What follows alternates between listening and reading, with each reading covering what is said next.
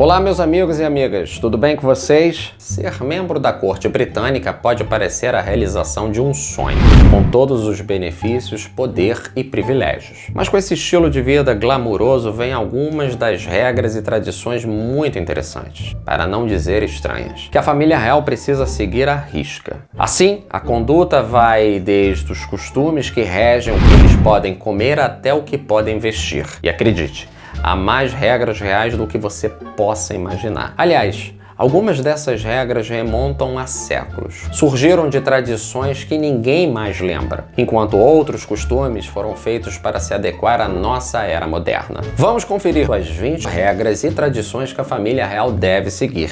E deve ser muito bem seguidas. Depois você me diz se gostaria de fazer parte da realeza, ok? Meu nome é Jean Castelo e você é muito bem-vindo a Casos Marcantes.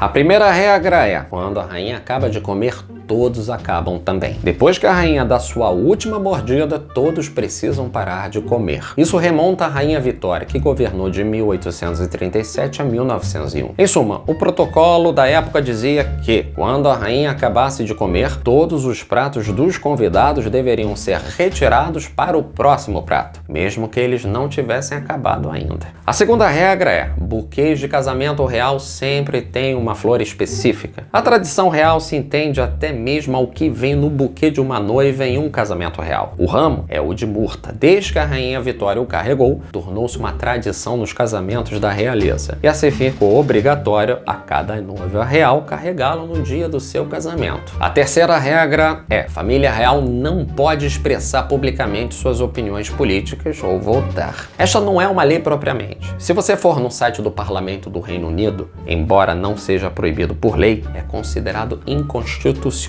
para o monarca votar em uma eleição. Embora ela não possa ter voz na eleição, a rainha é considerada a chefe de Estado e chega inclusive a convidar o primeiro-ministro para formar um governo. Além disso, espera-se que os membros da família real geralmente mantenham suas opiniões políticas pessoais para si mesmos, para não serem vistos exercendo influência política. E se você gostar desse vídeo, ative o sininho, deixe o seu like, se inscreva no canal, isso ajuda a manter o canal vivo também. Mas voltando para a história agora, a quarta regra, pelo incrível que pareça, é uma regra para quem fala primeiro num jantar com a rainha. Nos jantares, a rainha fala primeiro com a pessoa sentada à sua direita no primeiro prato. Durante o segundo prato, agora é a pessoa sentada à sua esquerda que começa a conversar. Essa regra é um tanto curiosa, não é mesmo? A quinta regra é: quando um membro da realeza viaja para o exterior, ele deve levar consigo uma roupa totalmente preta. Isto é mais um costume do que uma regra. Com efeito, levar uma roupa toda preta garante que, se houver uma morte na família enquanto algum membro da realeza estiver viajando, eles estarão vestidos de maneira apropriada para o luto quando forem fotografados voltando para casa.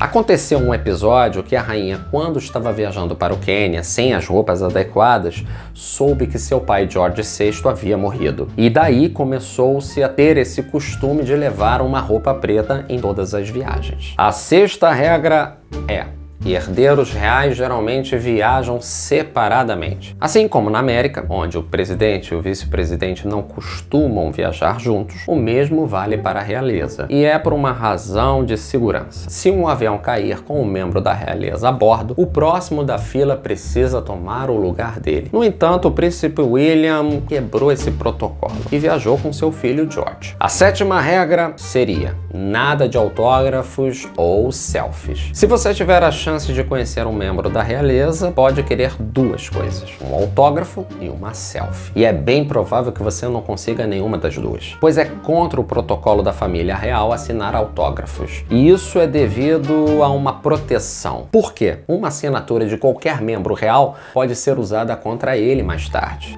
Mas a princesa Diana, como era chamada, quebrou esses dois protocolos. Ela tanto assinou autógrafos como tirou selfies. Oitava regra: tirando os autógrafos autógrafos e selfies, que tal um abraço? Acho que abraço não tem problema nenhum, correto? Errado. Isso também não é possível. Os membros da família real normalmente não demonstram afeto em público. Embora deve ser notado que o príncipe Harry e Markle frequentemente andam de mão dadas em público, e a esposa também quebrou o protocolo de não abraçar. Nona regra: segurar uma xícara de chá é uma arte. Os membros da família real apertam a alça da xícara de chá com o dedo indicador e o polegar, enquanto o dedo médio segura a parte inferior. Além disso, se você for mulher, deve tentar tomar um gole do mesmo lugar todas as vezes.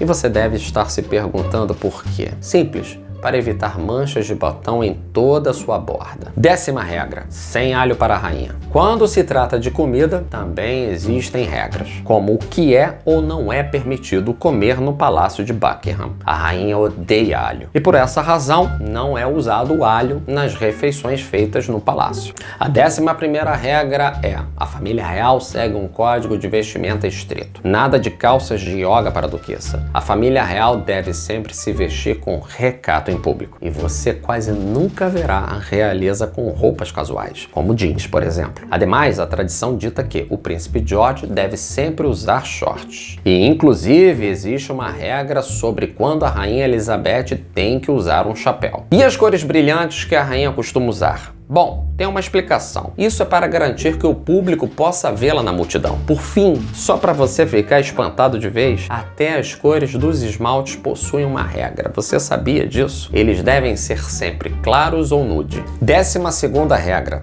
sobre tiaras e chapéus. Por falar no Código Vestimenta Real, as tiaras são reservadas para as mulheres casadas da família real. A velha regra é que os chapéus nunca serão usados dentro da casa às 18 horas. Isso porque é quando as senhoras mudavam para os vestidos de noite e trocavam o acessório por tiaras e pelas joias da família. Além disso, existem muitas regras relativas à tiara. Uma regra é certificar-se de que ela tem o ângulo certo. 13ª regra: a rainha come o mesmo café da manhã todos os dias. Isso não é bem uma regra, mas uma preferência pessoal consagrada pelo tempo. O café da manhã em inglês começa com o café da manhã da rainha, mas é seguido por algo que você pode achar surpreendente: cereais, flocos de milho, para ser mais específico. A rainha também gosta de biscoitos e alimentos como damascos, ameixas e nozes de macadâmia. E claro, esses alimentos acompanham seus cereais. 14ª regra: a família real sempre aceita presentes. Ter que aceitar presentes não parece uma regra tão bizarra. O problema é que alguns dos presentes que a realeza costuma receber podem ser um pouco estranhos, para dizer no mínimo. Exemplo: você aceitaria gentilmente 12 caixas de manga? E este é só um dos presentes estranhos que eles costumam ganhar. 15ª regra: a rainha passa uma semana se preparando para o Natal. Embora talvez seja mais uma tradição de que uma regra propriamente, e essa é uma que quase todo mundo segue na verdade, a preparação para as férias dá muito trabalho. As festividades de Natal para a família real são realizadas na casa de campo da rainha, e ela e o príncipe Philip geralmente vão para lá na semana anterior ao Natal para se prepararem. 16ª regra: espera-se que a família real aprenda vários idiomas. Com tantas viagens ao redor do mundo, a maioria dos membros da família real fala pelo menos algumas línguas diferentes, para garantir o estilo e também para que não haja nenhum engraçadinho falando mal deles. Um exemplo: a rainha Elizabeth fala fluentemente francês. 17ª regra: não dê as costas para a rainha nunca. Quando a conversa termina, a rainha vai embora primeiro. Ninguém mais na conversa tem permissão para virar as costas para a rainha e ir embora, mesmo que eles tenham terminado de falar. Ademais, os convidados também nunca devem sair antes de terminar o evento real, a menos que tenham recebido permissão especial para isso. 18ª regra: espera-se que as mulheres reais se sentem de determinada maneira. As damas da família real devem sentar-se com os joelhos e tornozelos juntos e apenas cruzar as pernas na altura do tornozelo se necessário. Isso garante a sofisticação, protege a vulnerabilidade e as fotos ficam fabulosas. 19ª regra: aonde a rainha coloca a bolsa é um código para sua equipe. É isso mesmo que você ouviu. A rainha usa sua bolsa para enviar sinais para sua equipe quando ela quer sair de uma conversa. Vamos para um exemplo. Se ela colocar a bolsa no braço direito enquanto fala com alguém, espera-se que sua equipe encerre o bate-papo imediatamente. Se ela gira seu anel, está dizendo à sua equipe que gostaria de uma fuga rápida. Também foi dito que se a rainha colocar sua bolsa na mesa em um evento, ela está pronta para meter o pé e rapidinho, hein? 20ª regra. Decote não é permitido no Código de Vestimenta Real. A rainha não é a única que usa sua bolsa de maneira inteligente. A princesa Diana também honrou isso. Só para que você tenha uma ideia, Diana usava sua bolsa para esconder seus decotes ao sair de um carro. Ela usava tanto esse truque que a mulher que desenhou as bolsas a chamou de bolsas decote. Então, você seria capaz de seguir todas essas regras se fosse um membro da família real? Deixe nos comentários. Aqui termina o nosso vídeo. Um forte abraço a todos e até o próximo caso marcante. Fui!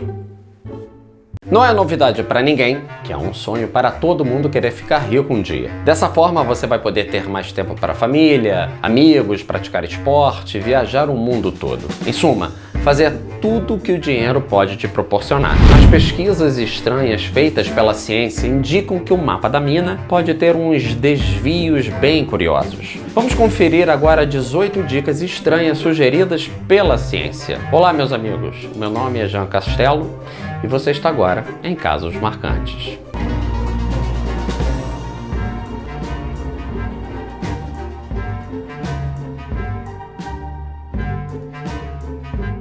Primeira dica, acordar cedo. Se você concorda que o sucesso nos estudos leva a uma carreira promissora, acho melhor você parar agora de reclamar do horário de verão. A Universidade do Texas descobriu que estudantes que se definam como pessoas matutinas tiveram notas melhores do que aqueles que estudavam à noite. Uma pesquisa informal do Yahoo também identificou que 17 CEOs presidentes de grandes empresas acordam cedo. Então vai a primeira dica, comece a acordar às 5 da manhã se quiser ter din-din no bolso, hein? Segunda dica, tirar uma soneca no expediente. Se você madruga, é normal ficar com sono à tarde, ainda mais depois de um almoço caprichado, não é? Fique tranquilo, seu problema acabou agora. Segundo um estudo da Universidade de Michigan, nos Estados Unidos, uma soneca de 1 hora após o almoço deixa funcionários mais produtivos e menos impulsivos. E sendo assim, esse rendimento melhorado vão aumentar as suas chances de uma promoção lá na frente. Antes que eu esqueça, só tem uma proibição: não vale roncar. Terceira dica, jogue videogame. Diversos estudos estão provando que uma partida no seu console favorito pode ajudá-lo a ser um profissional melhor e, portanto, subir na vida. Um deles, feito pela Universidade de Rochester, nos Estados Unidos, provou que gamers tomam decisões 6 vezes mais rápidos e prestam atenção em mais detalhes no trabalho que os não gamers. Uma pesquisa do Hospital de Bethel, em Israel, em Nova York, concluiu que médicos gamers erram menos em cirurgias. Dá pra acreditar nisso? E outra revelou que universitários que jogam 1h30 de World of Warcraft no dia anterior ao exame tinham mais chances de se dar bem na prova. Então fica a dica para ficar rico: jogue muito videogame. Quarta dica, leia muito. Antes que você comece a vibrar porque gastou uma fortuna naquelas edições especiais do gibi do Batman ou outros super-heróis, sinto muito informar e com certeza você vai ficar bem triste. Essa dica só vai funcionar se você ler coisas ligadas ao seu crescimento profissional, como atualidades, história ou biografia de pessoas bem-sucedidas. Segundo o pesquisador Tom Corley, autor do Rich Habits, 88% dos milionários reservam ao menos 30 minutos diários aos livros ou notícias. E não vem dizer que você não tem 30 minutos para ler, afinal de contas você quer ficar rico ou não? Quinto, cultive o bigodão. Meu amigo, é isso mesmo que você ouviu. Não só ele te deixa com a cara de mais velho, como também te ajuda a chegar mais rápido na riqueza. É o que garante um relatório do Instituto Americano de Bigodes. Sim, pessoal, existe esse instituto. Uma pesquisa realizada em 2009 com 6.000 homens descobriu-se que os aspirantes a Super Mario Bros. Têm em média um ganho de 8,2% a mais do que os barbudos bárbaros e 4,3% a mais do que os lisinhos. E dessa forma, a galera hipster vibra. Sexta dica: pare de mimimi. Mais uma vez, Tom Corley, em seu livro, provou o que muitos já desconfiavam. Reclamar não adianta nadinha de nada. Repetir coisas como não vou conseguir, sou burro, ricos têm sorte, os pobres têm azar, é um mau hábito que só te ajuda a ficar parado no meio da estrada. O autor descobriu que 80% dos ricos acreditam em si mesmos e atribuem seu sucesso ao próprio esforço.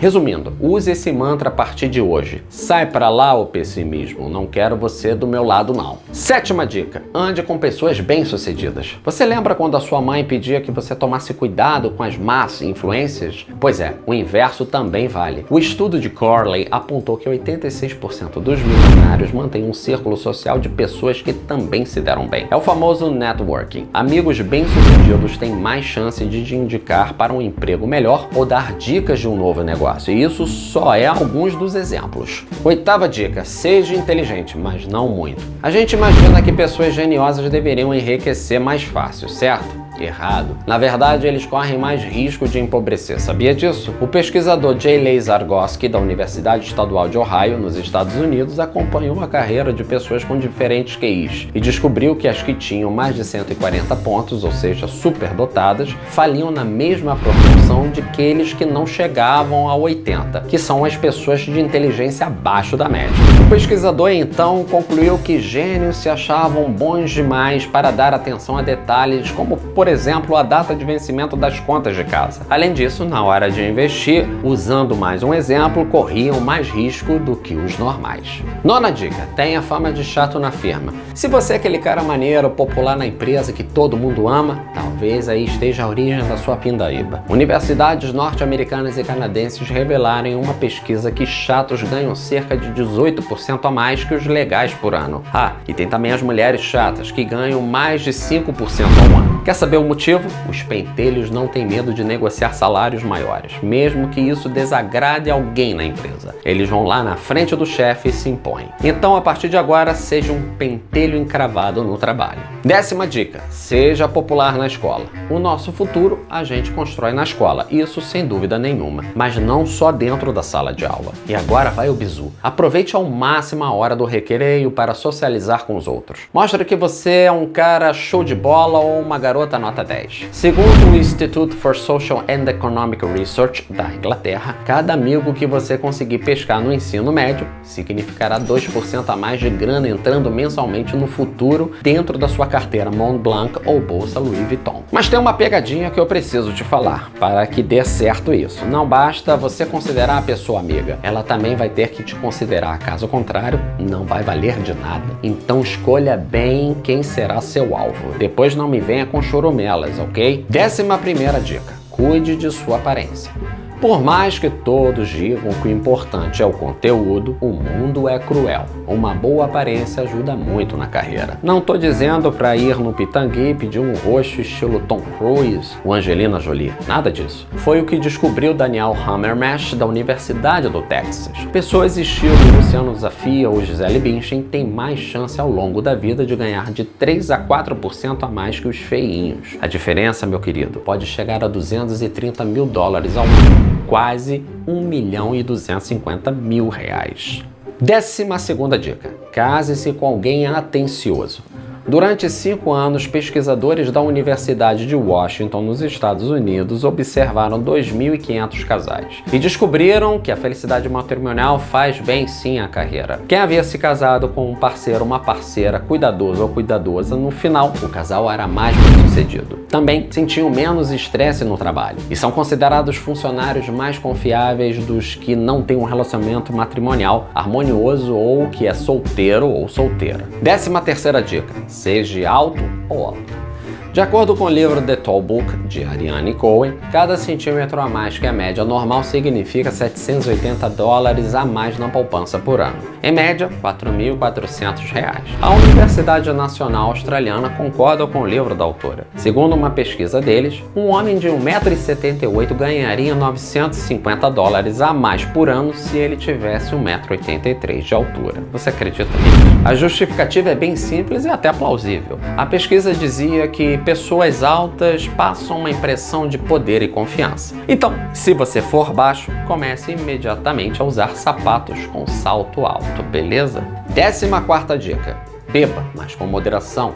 Segundo os economistas Bethany Peters e Edward Stringham, quem consome bebida alcoólica pode ganhar até 21% a mais que os abstêmios. Mas antes de ir ao bar encher a cara e acabar com seu fígado, saiba que isso não tem nada a ver com o álcool em si. Quem bebe socialmente e moderadamente costuma ter um círculo social maior, ampliando os contatos e assim oportunidades de negócios. 15ª, não fume.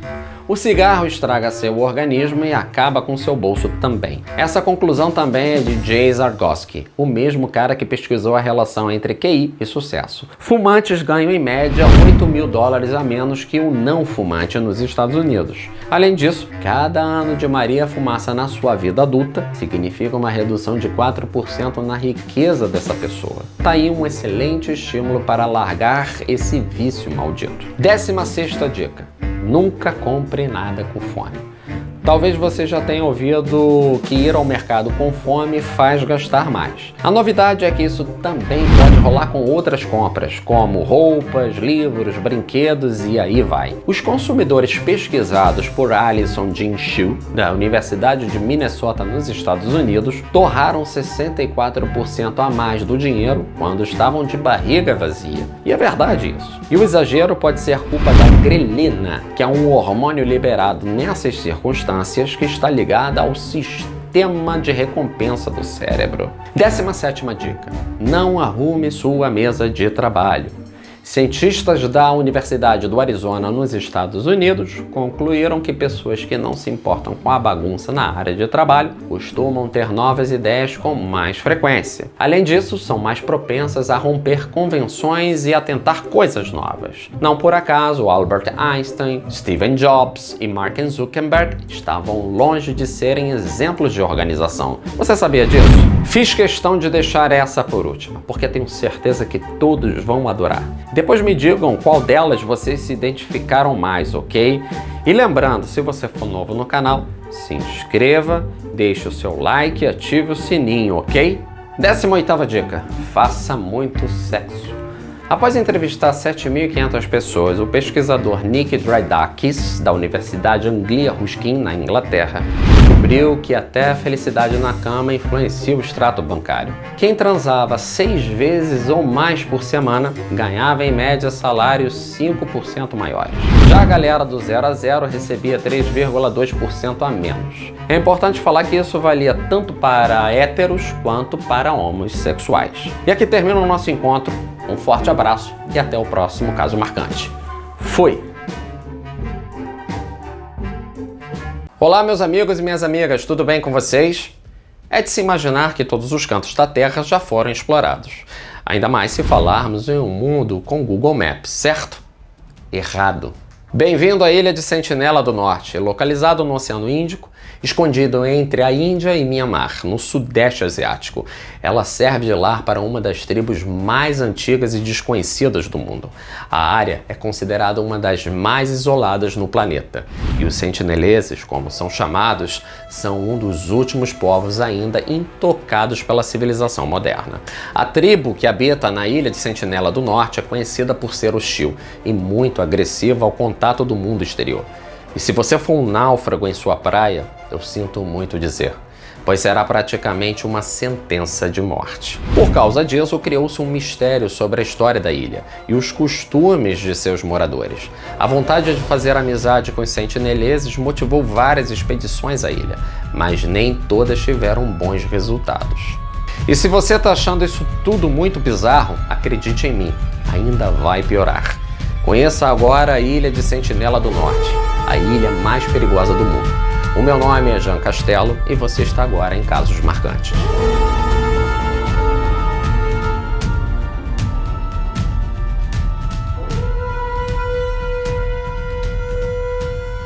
E se você gostar do nosso vídeo, se inscreva no canal, deixe o seu like, ative o sininho e principalmente comente. Ela fica localizada na Baía de Bengala, no Oceano Índico, e pertence ao arquipélago de Andamão e Nicobar. O primeiro registro sobre a ilha foi feito pelo agrimensor britânico John Rich, que estava a bordo de um navio pela Companhia das Índias Orientais, e relatou ver luzes na direção da ilha. A área territorial da ilha é de aproximadamente 72 km², e a administração da região é feita pelo governo indiano. Embora a Índia seja responsável pela ilha de Sentinela do Norte, essa não é uma área fácil de explorar, nem mesmo para as autoridades da Índia. A parte norte é habitada pelos sentineleses, uma tribo que vive por lá há aproximadamente 60 mil anos.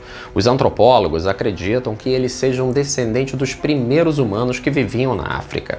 Assim como não é exata a quantidade de tempo que essa tribo está na ilha, o número de sentineleses também é incerto. Em 2001, a Índia realizou uma pesquisa para identificar a quantidade exata, e o resultado foi menos de 50 habitantes. Hoje, estima-se que haja entre 50 e 150 sentineleses, mas ninguém se arrisca a entrar na ilha para ter certeza se o dado está correto. Os sentineleses são totalmente contrários à ideia de ter contato com outras civilizações. Seu grau de isolamento é tão grande que essa tribo é considerado um dos últimos povos ainda sem absolutamente nenhum contato com a civilização moderna, juntamente com algumas tribos da Amazônia. Mas os sentineleses são tão isolados que pesquisadores acreditam que nem o fogo eles descobriram ainda. Você acredita nisso? O idioma dos sentineleses é um grande mistério. A língua falada por eles não se parece nem mesmo com os dialetos de outras tribos próximas da região. O fato do seu idioma não se parecer nem um pouco ao dos seus vizinhos é mais um indicador de quão eles são isolados. Um ponto interessante é que nenhum dos povos da região se mostra tão pouco receptivo a visitantes como os sentineleses, o que aumenta ainda mais o mistério sobre a ilha. Mas essa não é a única diferença entre os nativos e seus vizinhos. Segundo pesquisadores que monitoram a atividade na ilha, eles são notavelmente mais saudáveis que outras tribos que vivem na região. Outras observações feitas é que, embora vivam dezenas de milhares de anos na ilha, eles não usam os mesmos métodos da Idade da Pedra. Os sentineleses desenvolveram técnicas precisas de construção de armas, usando metal ou outros materiais de embarcações que acabam encalhando na baía. Ao longo do século foram realizadas várias tentativas de contato com os sentineleses. Devido ao seu histórico de ataques sofrido dos ingleses e japoneses, a tribo tem medo de qualquer contato com o mundo exterior e odeiam quem anda de uniforme. No final do século XIX, um grupo de britânicos entrou na ilha, comandado por Maurice Vidal Portman.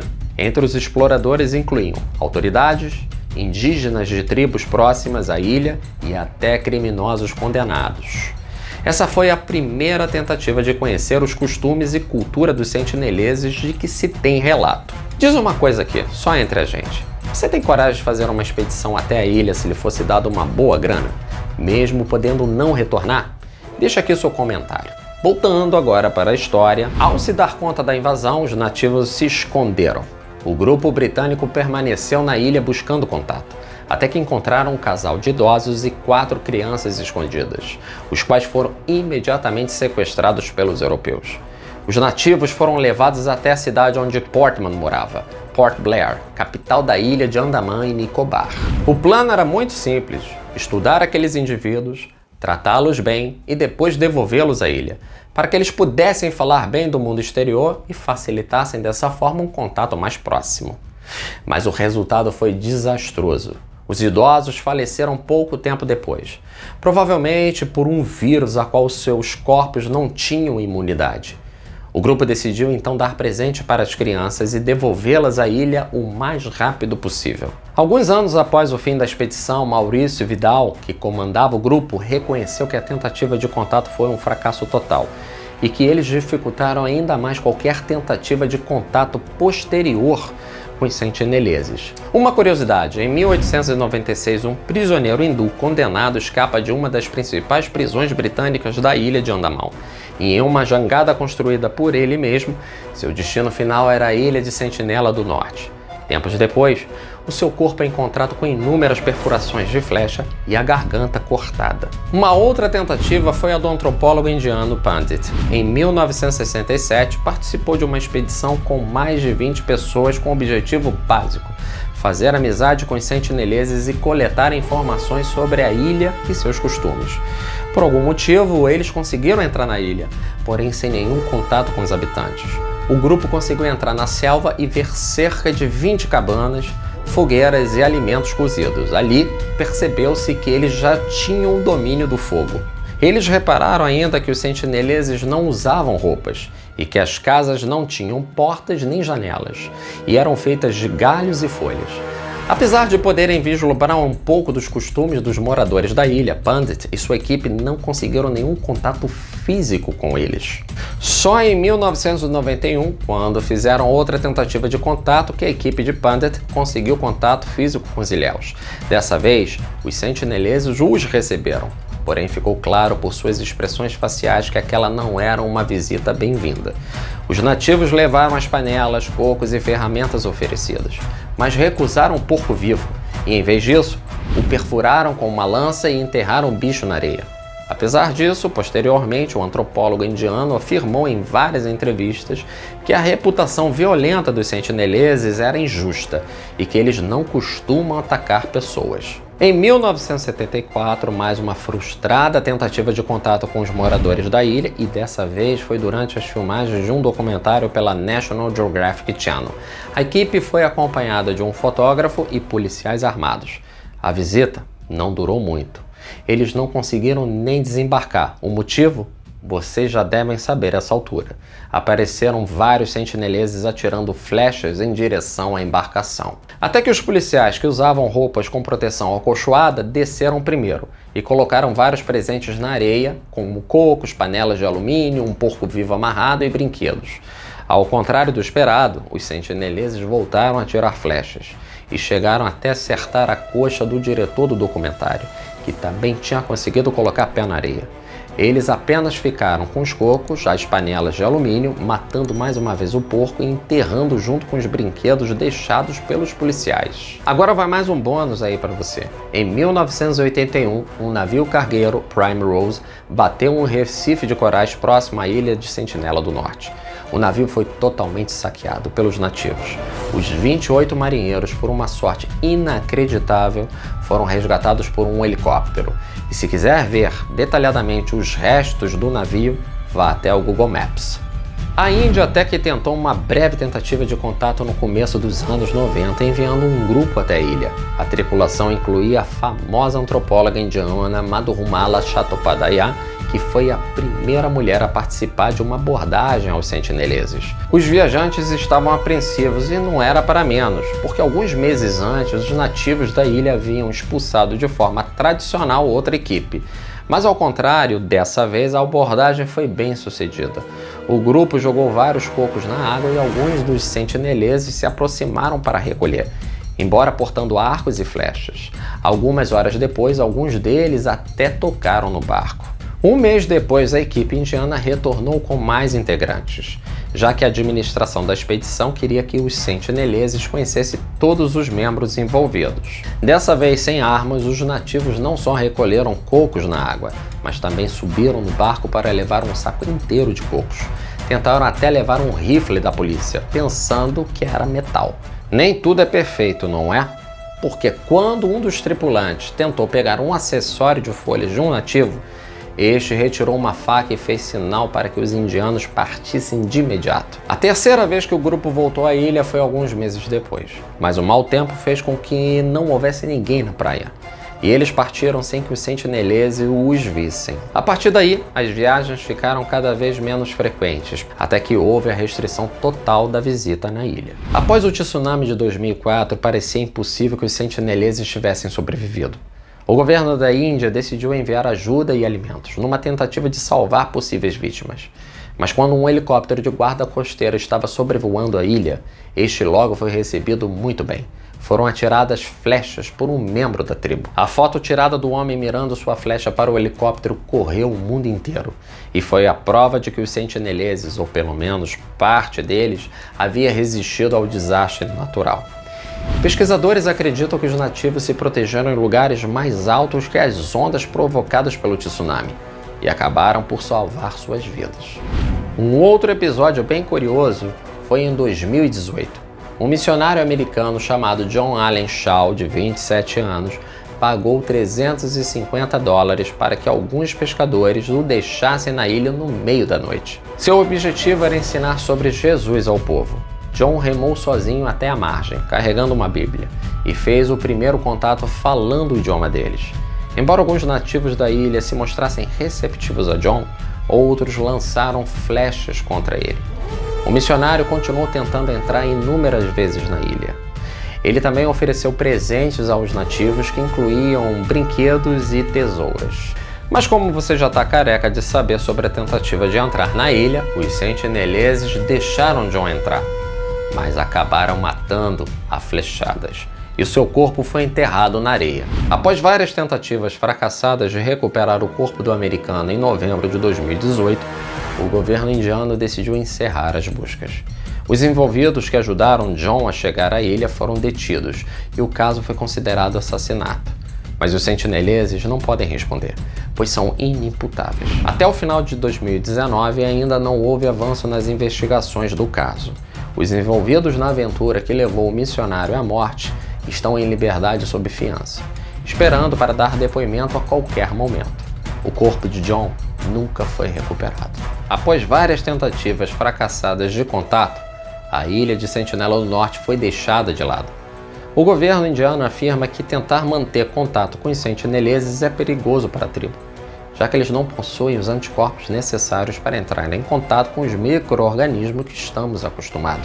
As autoridades indianas também proíbem a visita à ilha, e a guarda costeira está constantemente vigiando a área, mesmo que às vezes algum aventureiro consiga romper a proteção. Embora seja proibida a visitação na ilha, muitos decidem conhecer as tribos vizinhas. O caminho para chegar lá, às vezes, inclui passar próximo à ilha. A guarda costeira costuma acompanhar os visitantes para evitar que estes façam paradas com o intuito de buscar alguma aventura emocionante em Sentinela do Norte. E o nosso episódio termina por aqui. Um forte abraço a todos e até o próximo Caso Marcante. Tchau. Espera aí, doutor. Está me dizendo que fez uma máquina do tempo com um DeLorean? Na minha opinião, se vamos fazer uma máquina do tempo com um carro, por que não fazer com isso? Talvez você não faça ideia, mas deve ter perto de você um dispositivo adaptado para viagens no tempo. Sabia disso? E sabe qual é? É o seu próprio celular. E também o GPS dos carros. A não ser que você seja proprietário de um DeLorean modelo 1982 com um capacitor de fluxo. Viagem no tempo acontece toda hora. E você está viajando no tempo nesse exato instante que você está assistindo esse vídeo. Mas isso tem uma restrição meio chatinha. Só viajamos numa direção, para o futuro. É impossível ir para o passado. Einstein explica isso tudo. Acontece por causa da relatividade. Ele descreveu em 1905 que o tempo é relativo e que pode ser distorcido pela gravidade e pela velocidade. Quanto mais rápido o objeto se move, mais devagar o tempo passa em comparação com quem está fora deste objeto. Até que, em um exato momento, você atinge a velocidade da luz e o tempo simplesmente para quem está fora. Diante disso, a gente entende que a distorção é quase insignificante até chegar bem perto da velocidade da luz. Vamos pegar um astronauta como exemplo. Se ele andasse a metade da velocidade da luz, o tempo passaria 16% mais devagar. Se o mesmo andasse 90% da velocidade da luz, o fator muda incrivelmente para 230%. E nessa altura você deve estar se perguntando, ok, eu entendi, mas isso o que significaria em termos práticos? Bom, aí a resposta é o seguinte: a cada dia que o astronauta passasse na nave seriam 2 dias e 4 horas na Terra. Agora, se ele for a uma velocidade próxima da luz a 99, aí você coloca 5 vezes o 9 depois da vírgula, um dia na nave seriam 6 anos e 1 mês na Terra. Vamos continuar? Se ele for a uma velocidade próxima da luz a 99, e dessa vez são 13 noves depois da vírgula, um dia na nave seriam na Terra 61.000 anos. Incrível como pode ser perigoso para uma pessoa viajar a essa velocidade. Beleza, tudo bem. O que isso tem a ver com viagem no tempo, afinal? Se o tempo passa mais devagar para alguém, quer dizer que, se alguém começasse uma viagem próxima à velocidade da luz hoje, irá parar no futuro ainda que nunca tenha desaparecido no meio do caminho. E de fato, isso já aconteceu com algumas pessoas. Agora vamos ver juntos alguns desses viajantes do tempo. O meu nome é Jean Castelo e você está em Casos Marcantes Entretenimento.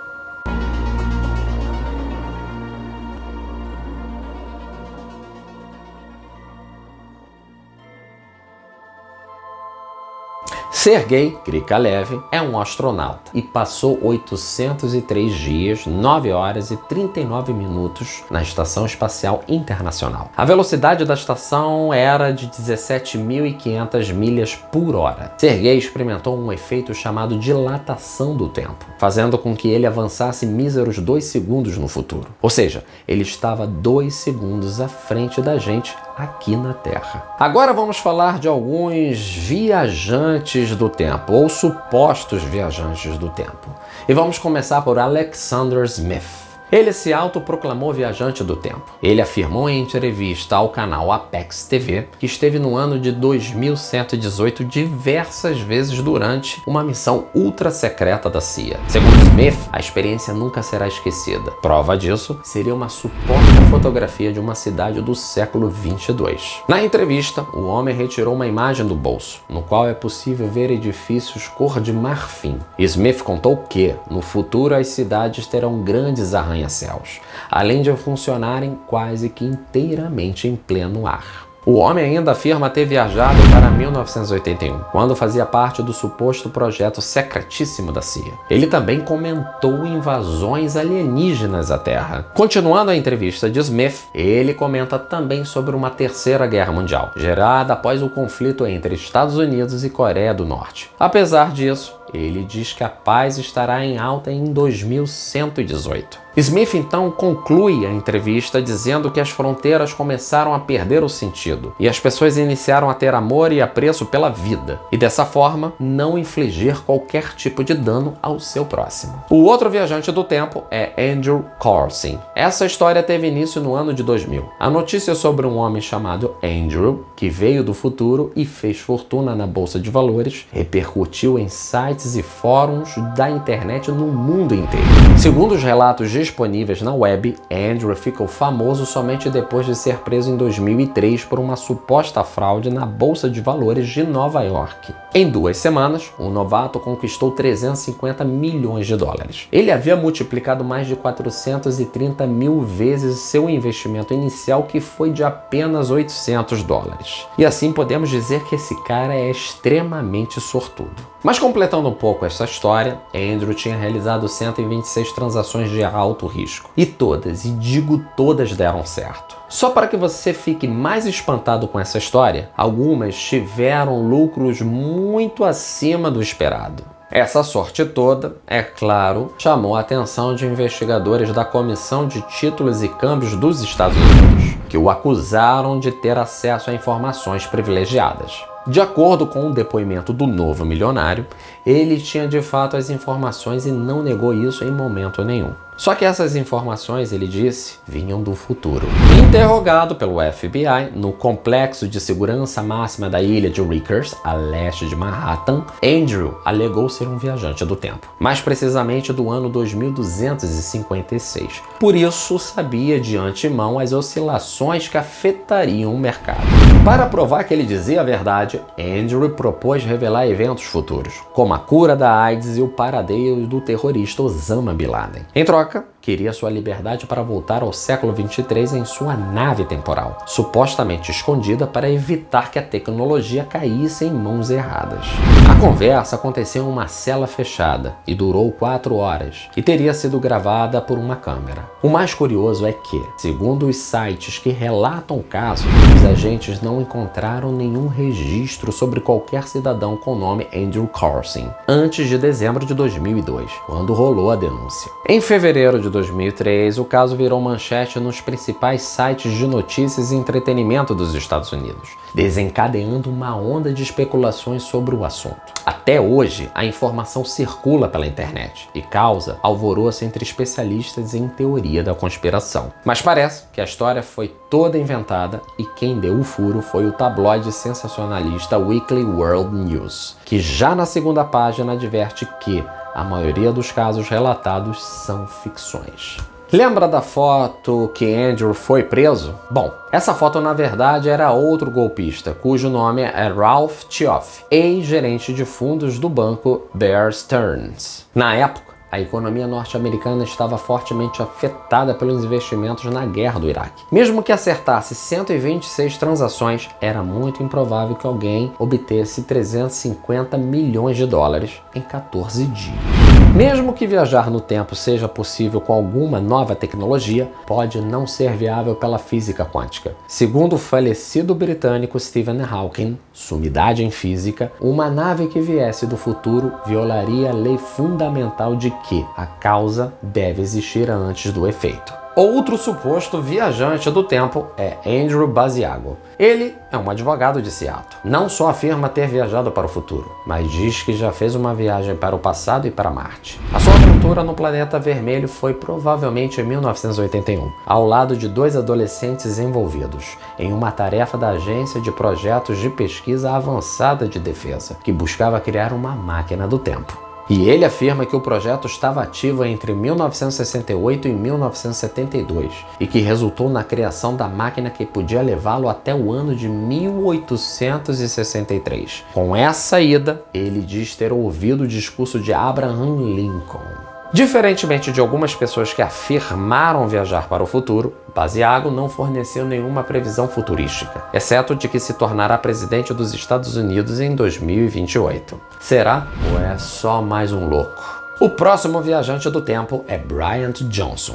No ano de 2017, os policiais Casper e Wyoming foram chamados para lidar com um homem bêbado andando pelas ruas. Esse era Bryant Johnson, dizendo que era um viajante do tempo que teria vindo do ano 2048. Ele falava que tinha viajado para 2017 para avisar sobre uma invasão alienígena que aconteceria em 2018. Ele até exigiu falar com o responsável maior pela cidade para alertá-lo. Essas alegações provavelmente eram uma tentativa de se livrar da acusação de embriaguez pública. Ele foi imediatamente preso, acusado de estar bêbado e drogado. E como sabemos, 2018 passou e nenhum ataque alienígena aconteceu. O nosso próximo viajante do tempo é William Taylor. William afirma que viajou de 2005 a 3000 e finalmente para o ano 8973 antes de voltar para o seu presente. Ele alegou ser um funcionário da agência britânica de inteligência e que foi enviado ao futuro como parte de uma experiência envolvendo viagens no tempo. Ele disse que no ano 3000, os humanos já utilizavam veículos voadores. Posteriormente, foi para o ano 8973, onde doenças, mortes, guerras e crimes eram coisas inexistentes. E continua dizendo que todos os humanos são altos e magros, com cabeças e olhos grandes, e vivem pacificamente com robôs e ciborgues. Ele alega ainda que quando afirmou ter vindo do passado, ninguém ficou surpreso, pois a viagem no tempo nesse ano será coisa comum. E aí? O que você está achando dessa lista até agora? Acredita em alguma dessas histórias? Mesmo que algumas não tenham acontecido ainda e outras não aconteceram? Comenta pra gente aqui embaixo no final e compartilhe com seus amigos. Se inscreva se for novo, ative o sininho e deixe o seu like, que é extremamente importante para o nosso crescimento. Voltando agora para os nossos viajantes do tempo, vamos falar agora de Håkan Nordqvist. Håkan é um sueco que afirma ter viajado para o ano 2042. Ele disse que não usou uma máquina do tempo e que chegou ao futuro por acidente. Ele diz que tudo aconteceu no dia 30 de agosto de 2006, quando entrou em sua cozinha e encontrou sua pia vazando. Ele então abriu o gabinete para consertar, mas não conseguiu encontrar o problema. Quando ele entrou de baixo e depois se levantou, simplesmente apareceu no ano 2042. Ele diz que conheceu sua própria versão de 72 anos no futuro. E para provar que era real a sua história, os dois tinham a mesma tatuagem. Para reforçar a verdade que eram a mesma pessoa, ele fez algumas perguntas pessoais e ouviu as respostas certas. No final, somos todos reféns do tempo. Na vida, tudo tem uma ordem certa para acontecer. Os sapatos devem ser colocados depois das meias. A manteiga deve ser passada depois do pão aberto. Netos nascem depois dos avós. E o nosso tempo não pode ser alterado, pelo menos até agora. Aqui termina o nosso encontro. Muito obrigado, um forte abraço e até o próximo vídeo.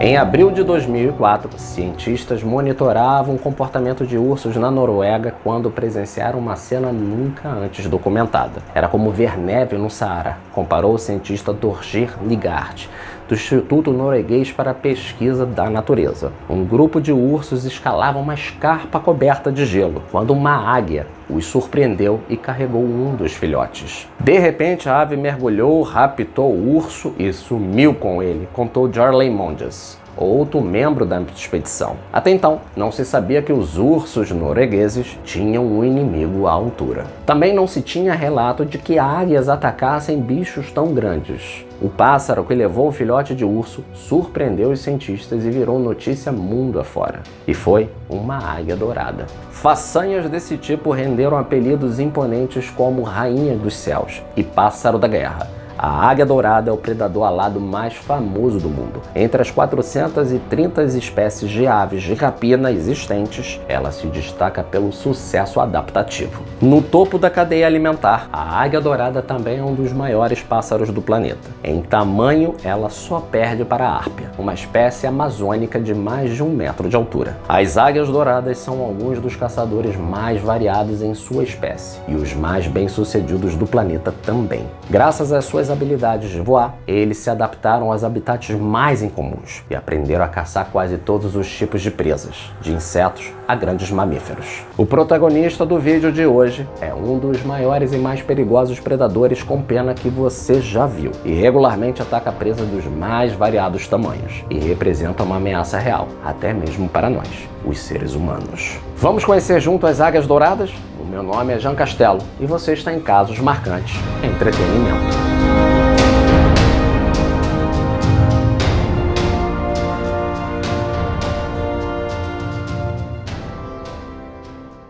A águia real é uma das aves de rapina mais bem-sucedidas e difundidas no mundo. Elas cobrem quase todo o hemisfério norte, incluindo a maior parte da América do Norte e da Euroásia. O habitat ideal para esses predadores são em espaços abertos, principalmente montanhas e planícies. Já que, devido às suas asas enormes, as águias douradas não são capazes de caçar efetivamente em florestas densas. O comprimento do corpo de uma águia real, por exemplo, pode chegar a 1 metro e seu peso é de 7 quilos, com uma envergadura de até 2,5 metros. Dentre outras aves de rapina, a águia dourada tem uma visão incrivelmente aguçada, uma das melhores entre todos os organismos vivos. A expressão olhos de águia não existe por acaso. A águia dourada enxerga 3 vezes melhor do que o homem. Uma membrana piscante bem desenvolvida hidrata os olhos e assim remove toda a poeira. E durante voos à procura de alimento, é capaz de avistar presas a 1,5 km de distância. O seu sentido ainda permite que ela se antecipe aos ataques de outras aves de rapina, quando está em jogo a disputa por territórios.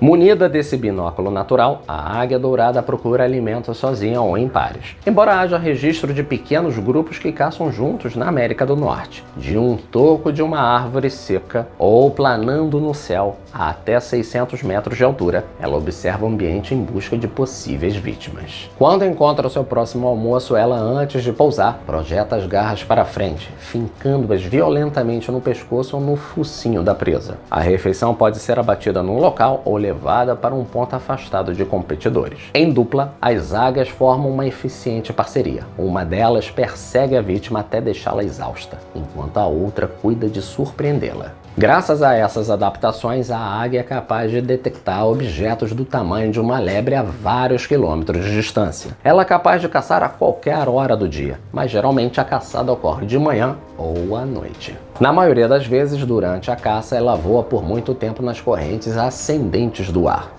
Mas especialmente quando o tempo está nublado, ela prefere procurar presas sentadas em alguma colina, como por exemplo em uma árvore ou rocha alta. As presas da águia, como já foi dito, são animais de pequenos portes, como marmotas e camundongos, mas que fique bem claro que ela não deixará escapar se avistar alguma lebre em seu caminho. Só para que você tenha uma noção, grandes espécies de lebres podem atingir uma massa de 8 kg e correr até uma velocidade de 70 km por hora, mas mesmo assim não é suficiente para escapar das temidas garras da águia. A velocidade em voo horizontal de uma águia normalmente pode chegar a 130 km por hora, e isso já é suficiente para alcançar qualquer animal terrestre. Agora vamos para uma outra situação. Quando a águia mergulha sobre sua presa, o inferno pode vir às vezes do céu, e ela pode acelerar até 320 km por hora, o que torna possível alcançar quase que instantaneamente não apenas qualquer presa terrestre, mas também qualquer ave que esteja em voo e desatenta. Em geral, os pássaros não costumam se tornar presas da águia real, mas se surgir oportunidade, não terá perdão e é capaz de matar até pássaros grandes como os guindastes. Mas se você está achando que a águia dourada é que detém o primeiro lugar no pódio de mais veloz, você está enganado, e é o famoso falcão peregrino, que é a única ave que ultrapassa a águia dourada em velocidade. Ele chega a uma velocidade de mergulho de 390 km por hora contra 320 da águia. Outros tipos de aves que a águia dourada tem em seu cardápio são as enormes tetrazes, que apesar de viverem em florestas densas, durante a época de reprodução podemos dizer que elas se tornam pouco atentas e tornam-se facilmente vítimas das águias. No entanto, se o pássaro conseguir perceber o perigo a tempo, pode ser que consiga se esquivar de um ataque rápido e mortal. Vários tipos de raposas também fazem parte do menu das águias douradas. Apesar de sua agilidade e dentes afiados, as raposas quase nunca têm chance de vencerem uma luta contra uma águia adulta. Só para que você tenha uma ideia, as garras podem atingir 8 centímetros de comprimento, e a força de compressão da pata é várias vezes maior do que a força de compressão de uma mão humana. Durante o ataque, as garras penetram profundamente no corpo da vítima, danificando os vasos sanguíneos e os órgãos internos. E por essa razão que a vítima morre quase que instantaneamente. É claro que ao caçar animais maiores, como veados e outros ungulados, a águia dourada deve ser cirúrgica com suas garras na hora do golpe. Ela deverá atingir os locais vitais da presa, como por exemplo no pescoço ou na coluna. E isso a águia, na maioria esmagadora das vezes, é mortífera. Mas se ela por algum motivo errar em não danificar os órgãos vitais da vítima, o assassinato pode demorar muito tempo, ou a caçada acabará sendo mal sucedida e até mesmo perigosa para a própria águia. Mas que fique bem claro uma coisa: as águias douradas caçam animais de grandes portes nas montanhas, porque em tais condições elas podem matá-los não apenas com suas garras, mas também simplesmente jogando-os do alto do penhasco. Às vezes elas atacam até pessoas, especialmente crianças. Embora esses ataques sejam muito raros, casos fatais nunca foram relatados. E agora assista a alguns ataques de águias reais em seres humanos.